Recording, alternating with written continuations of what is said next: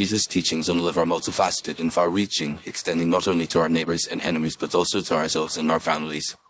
While it may seem counterintuitive to associate Jesus' teachings with self-love, a closer examination of his words and actions reveals a profound emphasis on the importance of loving and caring for oneself and one's loved ones. In the Gospel of Matthew, Jesus teaches us to love your neighbor as yourself, Matthew 22:39. This commandment is often interpreted as a call to selfless love, where we prioritize the needs of others above our own. However, this interpretation overlooks the fact that Jesus presupposes a certain level of self-love and self-care. In order to love our neighbors as ourselves, we must first have a positive and healthy relationship with ourselves. This means recognizing our own worth and dignity as children of God, and treating ourselves with kindness, compassion, and respect. Jesus' teachings on self-love are also reflected in his emphasis on the importance of rest and relaxation.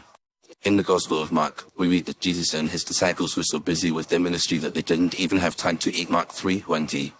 However, Jesus recognizes the importance of taking a break and recharging, saying, "Come with me by yourselves to a quiet place and get some rest," Mark 6:31. This invitation to rest and relaxation is not just a practical suggestion, but a spiritual imperative. By taking care of our physical and emotional needs, we are better able to love and serve others. In addition to teaching us to love ourselves, Jesus also provides a model for healthy family relationships. In the Gospel of Luke, we read that Jesus' parents Mary and Joseph took him to the temple to be circumcised and presented to God, Luke 2:22-24. This act of dedication and devotion reflects the importance that Jesus places on family and community. Throughout his ministry, Jesus emphasizes the value of loving and caring for one's family, saying, "Honor your father and mother," Matthew 15:4, and "Whoever honors their father and mother will be blessed," Ephesians 6:2-3. Jesus' teachings on family are not limited to traditional nuclear families, however. He also expands our understanding of family to include those who are marginalized and excluded.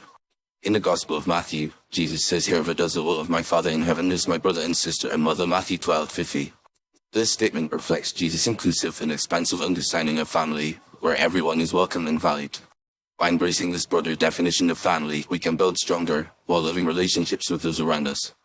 Finally, Jesus' teachings on love and family are perhaps most beautifully expressed in his parable of the prodigal son, Luke 15:11-32.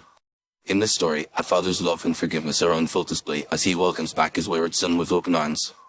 This parable reflects the unconditional love and acceptance that God has for each of us, and challenges us to extend the same love and acceptance to our own family members. By forgiving and loving our families, even when they fail or disappoint us, we can build stronger, more resilient relationships that reflect the love and grace of God. In conclusion, Jesus' teachings on love and family are rich and multifaceted, offering us a profound model for loving and caring for ourselves and those around us. By embracing Jesus' teachings on self-love, rest and relaxation, healthy family relationships, and inclusive definitions of family, we can build stronger, while-loving relationships that reflect the love and grace of God. As we seek to follow Jesus' command to love your neighbor as yourself, let us not forget the importance of loving and caring for ourselves and our families, that we may be better equipped to love and serve others. By doing so, we can create a more just and compassionate world, where everyone is valued and loved.